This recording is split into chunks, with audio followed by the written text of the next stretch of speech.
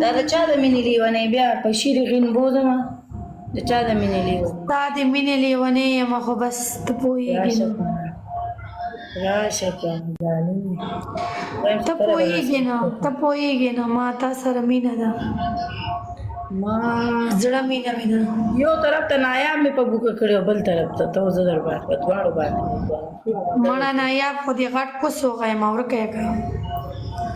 ناست دی دا ما سره ناست دی دا زما شیډي د ما سره ناست او دیم گیم را باندې وین کنو واپس وځي چې زه پې غږ وکړم گیم را باندې وین که وتښتي نایاب اوس به تا سره ناست دی زما نه ووته نه ما سره خو نه دی ناسته